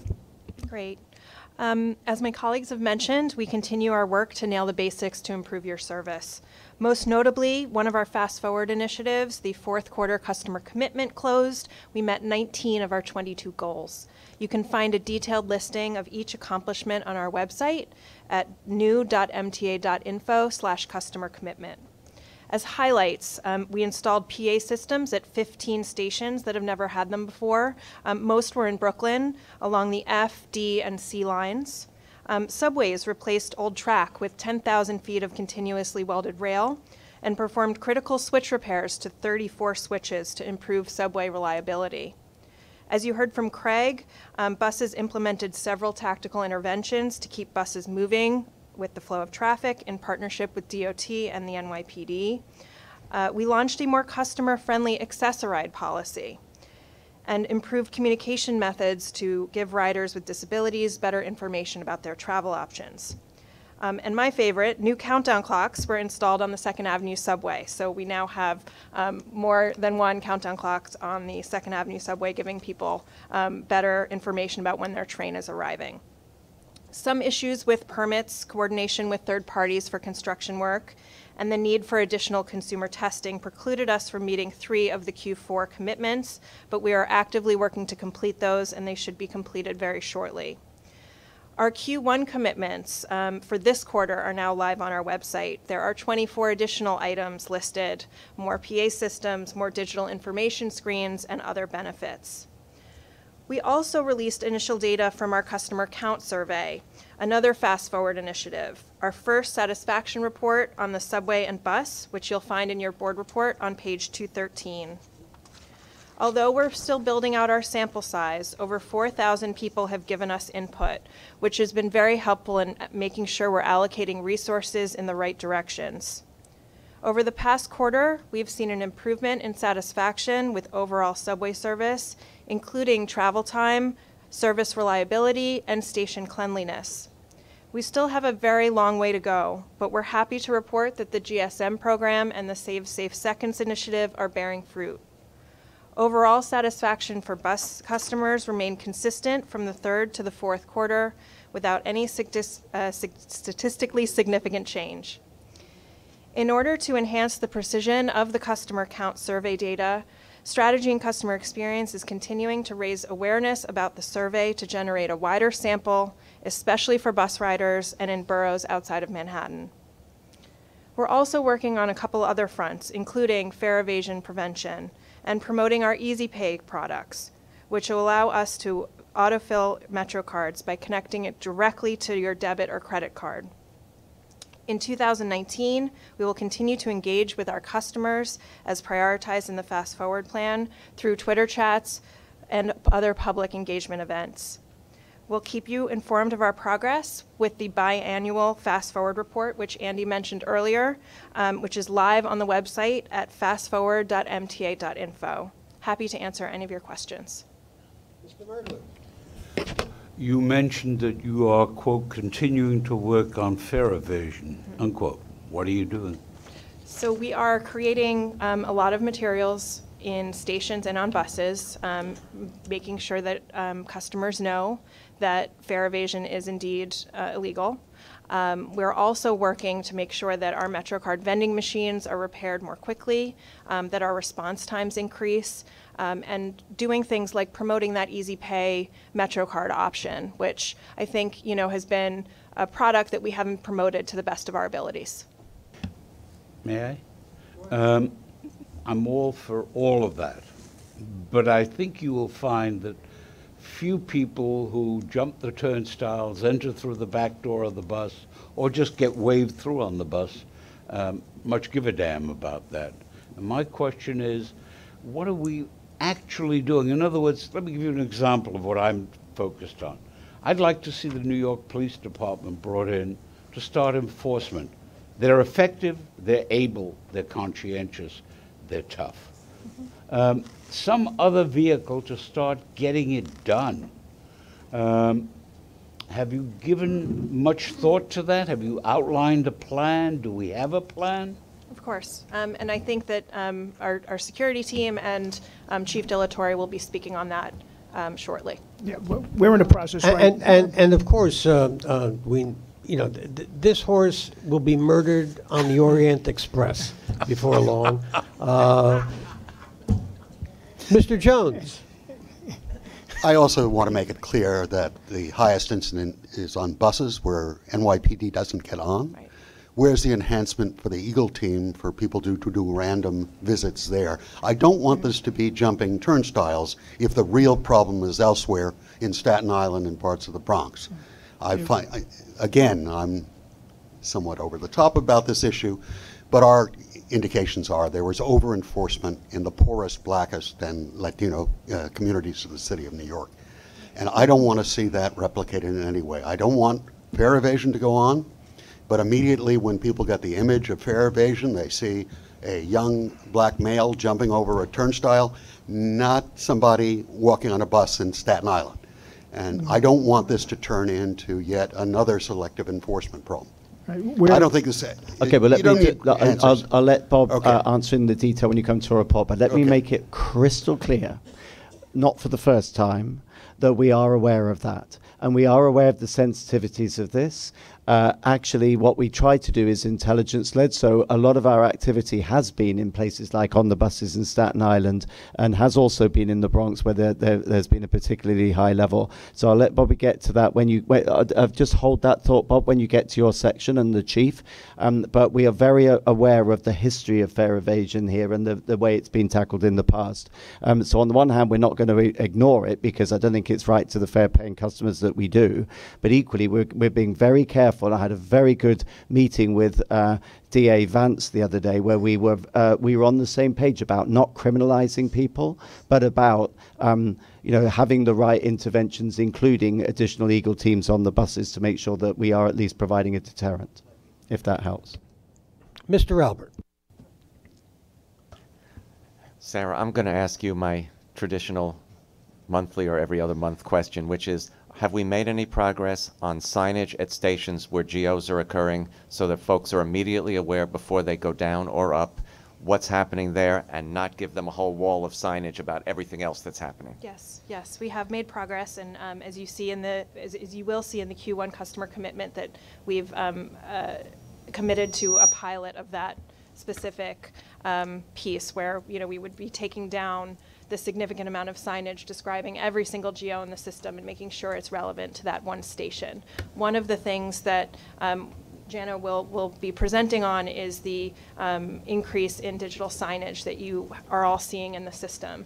We are still working on some software and some critical pieces of that infrastructure that are needed in order to roll out that specific signage per each station, but it's on the list and we're working on it every day. That's great. I'm sure you're aware that I reported to Sally at one point that Outfront had been putting out the previous weekend's GOs on their digital signage, so it's really important that they be right up to the minute as well. Yes, noted, and definitely something that we're working on with them to make sure that we have the proper QA in place. Okay, I think we're ready for Mr. Deal and the safety report. Yes, hello, good afternoon, and Happy New Year. Just to touch on the fare evasion issue first before I go into the safety report, is that we're currently involved with a pilot program that's actually in Staten Island and the Bronx, working on regular bus service. To this day, we've given out numerous summonses, okay, at this point, and we're looking to see what the behavior modification is. If you go back a couple of years ago, we actually did regular bus service before. Done a little bit differently. Now we're really looking at a sustained effort in certain areas. And once we do that, we're going to see what the feedback is on it. That's one of the new things that we are doing. We're looking to engage NYPD, of course, in it. We'd love to have them involved with it. That would be, perfect in my world. We have had good effects in the Bronx. We've actually done joint operations during our select bus enforcement, so we're looking to do that also. And that's just to give you a rough idea of where the plan is kind of going, okay, at this point. And if I can just go into the safety report, I'll ask any questions afterwards. As Sally reported, subway fires were noticeably lower when comparing the most recent 12-month to the previous 12-month. That decrease is in part a continued effort to clean tracks, including portable vacuums and the vacuum train, which was a priority in Fast Forward. Bus collisions and collision injuries continue to decrease when comparing those same periods. However, bus customer accidents did show an increase. Subway customer accidents showed an increase when comparing them between the 12-month period, but I got to note that there were a couple of months of declines inside of there, except for November, which actually had an increase. And we're currently analyzing the root cause of these accidents. Also, in an effort to reduce subway customer accidents involving customers walking and riding between trains, we've begun a campaign to warn customers of the danger of this type of behavior. In particular, we're making announcements on the trains and in stations that it's dangerous to walk between trains, and installing decals on doors on each end of the train, which I got to say thank you, Sarah. All right, really nice job on these. In closing, I'd just like to say New York City Transit met or exceeded nearly all of our leading indicator goals for 2018, except for buses' audible pedestrian warning system pilot, which is slightly under for 2018. And that's due to delays in bus delivery schedules. These buses will be delivered in early 2019. And that concludes my safety report and any questions. Mr. Merdler. Two very quick things. First, in response to David's comment, as you may recall, because I believe you were there. Are we still on the previous topic, Mr. Merdler? No. Oh. The single largest issue at the Bronx Fair hearing was fare evasion other than the fares. So guess. the people of the Bronx are aware. The question I have for you is, did you say you are working on an analysis of root cause for the bus and subway accidents? Yes, actually for subway customer accidents. To see why it went up in November, we were having months of declines that was actually going down. So we're looking to see exactly where it peaked or where it didn't peak. Was the weather a factor, do you believe? Weather can always be a factor, wet weather, but I think we've actually seen sometimes during rain that there's actually less accidents. I don't know if that's because maybe people are more careful walking in a wet environment as opposed to a dry environment. Sometimes there's people rushing. I hate to say it, but I've seen people with phones in their hands, not looking around, constantly focused on the phone. And, all of a sudden, there's a slip, there's a push. I mean, that does happen. When you have that data, could we have it? So, for example, Mr. Hammond gave us data in connection with the accidents that occur on the subway platforms around the area where you enter. And yes. apparently that was the primary place. I'd like to know where it is here. Surely, surely. Okay. If you are done, Mr. Deal, we're ready to go to Chief De La Torre and the crime report. However, I am going to point out that, one, the hour is late. Two, you may have noticed a scarcity of board members present. That's a problem. I have asked Mr. Lieber to defer his report on signage, which will bring us to a conclusion quicker. Let's everybody do our part. Good morning, everyone, and Happy New Year. Total major felonies through the end of 2018 were up 3.8% in transit, with 95 additional incidents, or 2569 versus 2474. The Transit Bureau ended with an average of 7 major felonies per day throughout the subway system. This average is roughly on par with what we've seen over the past 5 years, about 6.83 crimes per day, from 2012 to 2017. 2018 was also the 4th lowest year for robberies in our subways since 1990. We had 484. The lowest year was 2014 with 438. This past year, 41%, or 1,059, of the total major felonies occurred in Manhattan, 30%, or 782, in Brooklyn, 16%, or 404, in the Bronx, and 13%, or 324, in Queens. Sex crimes in transit were down 15.2% in 2018, with 155 fewer reported compared to 2017. We continue to encourage victims of sexually motivated offenses, including those who witnessed lewd acts on the subways, to report these crimes to us. However, we've also seen some great work in this area over the past several years, which the recent decline may be attributed to. In fact, just a few days ago, our plainclothes team in Transit District 4 made 2 arrests, just 3 days apart, for separate sex offenses. On January 11th, they arrested 45-year-old Shimon Harris for a forcible touching incident on the 5 train in Manhattan. On January 14th, officers arrested 63-year-old Gilbert Welsh aboard the 5 train at 59th Street and Lex Station. These 2 individuals were both registered level 3 sex offenders. Both of these men are currently remanded and awaiting their next court date. I can't speak about progress in combating sex offenses in transit without a special thanks to the Detectives Bureau's Transit Special Victims Squad, which was created almost 2 years ago to ensure investigative team was dedicated to this task. Transit Special Victims investigators are focused on tracking persistent offenders, identifying patterns and trends, and linking crimes that traverse neighborhoods and borough boundaries. There is no doubt that having this team of experts assigned specifically to these cases is reducing sex crimes in transit. Finally, our most persistent offenders will be a focus in the year ahead. Sex offenders and grand larcenies are often committed by repeat offenders. In particular, grand larcenies have made up a substantial portion of transit crime, including over the past year. Efforts that focus on a relatively small number of offenders who are responsible for a substantial number of transit crimes will be an important part of our strategy throughout 2019. With that, I thank you, and I welcome any questions or suggestions you may have. And I will jump in one more second, if I might. Transit District 34 did experience a unique increase throughout the year in bias incidents. We are well aware of it. We had 13. We have 4 arrests on it. And we do have special operations going on to combat it going forward, which, of course, I cannot comment on in public. But it certainly remains our priority. Mr. Albert, then Mr. Birdler. Chief, thanks for your report. Are you okay with the steps that are being taken to stop the theft of buses? Are you making recommendations to the bus division on how to, whether these be fingerprint activated or some way we can stop people walking into a bus that's off duty and taking it? Chief, may I interpose this because I have been involved in this. Mr. Warren will be making a report at Safety Committee on that. We have been talking about it.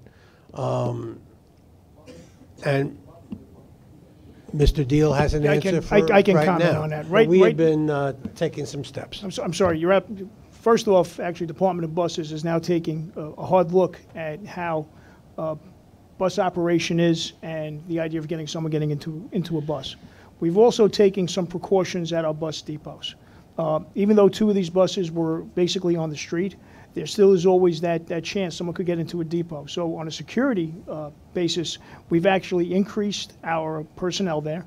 We're now making sure that some of the other people that are doing patrols are stopping in depots to make sure of what we're seeing. And that's just one of the few things that we're actually doing. We have pulled video off the buses, and we have very nice pictures of these, I'm going to say gentlemen, okay? But it does appear to be maybe I'm going to say the same group of people, and that's what we're looking to do. So we're like on high alert, just as well as buses. Same thing, the bus staff is actually being very diligent now, coming out, looking around, and I think moving forward, I mean, in the way that they're going, I think you're going to find that it's going to be harder to take a bus. Mr. Merdler. Chief, last year's crime data apparently is the worst in the last 5 years in terms of the major felonies per day. And I do not mean to in any way imply that your folks are not doing what you can, but it leads me into a question. 2 weeks ago, 2 characters decided that they would pummel a cop in Washington Heights. Could you give us any update to that report, where I understand the district attorney decided to give 1 or more of them a pass again? Mr. Vance? Try it again. Okay. Well, what I can say is one of them was held, and the other case was deferred. The district attorney was looking to investigate the second piece of that incident further. That incident, as you may know from the press, it was fairly accurate. The officers were drawn to that location by complaints from the customers. There was a history at that location of complaints from the customers, as well as communication between the group station manager and our neighborhood coordination officers who were assigned there. Those officers were not neighborhood coordination officers, but they were actually steady sector officers that work with the neighborhood coordination officers. So this goes to our whole neighborhood policing concept that's out there right now, where the officers are drawn to locations where they're most needed. Again, that first suspect is still being held, as I know it, on substantial bail. The second one, the district attorney deferred, fortunately did not decline prosecution, but deferred for further investigation. So that's where we stand with that. Yes, yes. Thank you. If that concludes your report, Chief, thank you so much. Now for the Transit and Staten Island Rail Finance Report. Ms. Patel. And please just jump right into the MTA Bus Finance Report. I was going to say, in the interest of time, I'd be happy to take any questions on the financial ridership reports. Already in the book. Thank you. That's very thoughtful of you. On to the capital program and Lok Saha. Good afternoon. Our one-year end achievement rate and planned awards in 2018 it was 84% with a value of $5.9 billion. This commitment value and percentage of the plan is substantially higher than any recent year commitment. In November and December, we awarded 37 projects totaling $655.3 million. This includes replacement of the Forsyth State Fan Plan in Manhattan, $84.4 million, 2 ADA station accessibility projects, $76.4 million, Staten Island Railroad mainline track rehabilitation, and Clinton Yard track and switch configuration, $69 million. Roof and component repair at 207 Street, maintenance and overhaul shop in Manhattan, $57.5 million. Replacement of 6 traction elevators at 8th Avenue line, $40.8 million.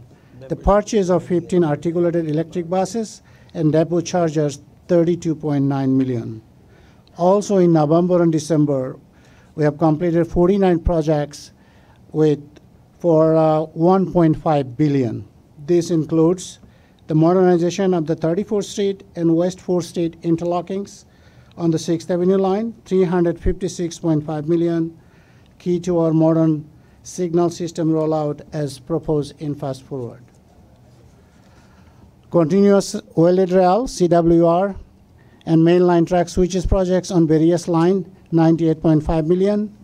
The B Division Beacon train arrival system, $83.4 million. That concludes my report. Thank you. If there are no Mr. Chair, may I just jump back in? I need to correct my statement. It's just my recall.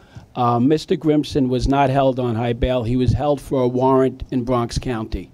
He was sent to Bronx County, and the Manhattan DA issued a full stay-away order and order protection for the officer and the station. Questions for Mr. Soha, then Mr. Lieber has very kindly offered to defer his report for the next meeting. He puts it a little differently. And I'll ask Mr. Plachaki to present procurements. Good afternoon. I'll move swiftly. The procurement package representing New York City Transit procurement includes 9 actions totaling an estimated $282.4 million in expenditures. I'd like to highlight 2 actions in this month's agenda. The first action is the award of 3 3-year contracts to Curb Mobility, Corporate Transportation Group, and Islander Transportation for broker car services for paratransit in the total estimated amount of $210 million. The awards to Curb Mobility and Corporate Transportation Group represent a 60-40 split award for all boroughs except Staten Island and are estimated in the amounts of $116.5 million and $83.7 million respectively. The award to Islander Transportation is for Staten Island and is estimated in the amount of $10.2 million. Broker car service is a fully ADA-compliant, cost-effective alternative to primary carrier service, utilizing multiple contractors to schedule and dispatch prearranged AAR trips through a network of taxi, livery, and black car service providers. It is anticipated that approximately 6.5 million broker car trips will be performed during the 3-year term. Noteworthy changes to the broker service contracts include the provision of non-ambulatory interborough service using wheelchair accessible vehicles and the extension of service to customers in Staten Island. Through negotiations, overall pricing for Curb and CTG was reduced by approximately $10.4 million, and the overall pricing for Islander was reduced by approximately $700,000. The selection committee unanimously voted to recommend awards to all 3 companies. The second action is the ratification of an award to New Flyer of America for the purchase of 15 low-floor, 60-foot articulated all-electric buses, AEBs as they're known in the industry. 1 mobile charger and 16 depot chargers in the estimated amount of $27 million. The award is being made in response to the declaration of an immediate operating need declared by the New York City Transit Department of Buses. The transition to AEBs is a key initiative in Fast Forward, and the operation of AEBs will provide the knowledge and experience necessary to prepare for future AEB procurement slated for the next capital plan. The AEBs will be utilized to provide bus service along the 14th Street corridor. It should be noted that while all 15 buses will be manufactured in Anniston, Alabama, a portion of the work will be performed at New Flyer's recently opened facility in Jamestown, New York. New Flyer is committed to achieving close to 13% New York State content on each of these buses. I request for your approval of all items in the agenda. May I have a motion to report these procurements to the full board? Second. Are there any questions or comments? Hearing none. All in favor? Opposed? Abstaining? These move to the board. Thank you very much. President Byford, you will have the last word. Okay. Well, this month, Mr. Chairman, we've got 2 standard follow-up reports. They are the MetroCard report and the Customer Sat report for the 4th quarter of 2018, which Sarah highlighted. I do recommend or I'd encourage you to look at that report because it does show very encouraging movements in terms of customer sat. In fact, some statistically significant uplifts, which is good to see that customers noticing a difference. You can see them in the book. We have 1 pending question about e-hail costs. We're working on this issue, and we will report back on that in coming months. Thank you. Thank you. Ms. Vanterpool. Thank you. Just a brief comment. I wanted to thank the speakers, particularly those that talked about not receiving the discounts for Access-a-Ride because of not being able to use a MetroCard on the provider. So are we at some point going to receive an update on the new fare payment technology, particularly as it pertains also to securing that technology for the Access-a-Ride vehicles at a future date? Yes, we will. Anyone know when it is? Al? Okay, there you go. It'll come to CPOP, but it's a valid question. Obviously, we want to make sure we get the full capability out of that, and that capability should be available to everyone. We've gone through our agenda. May I have a motion to adjourn? Second, all in favor. This meeting's adjourned. Thank you.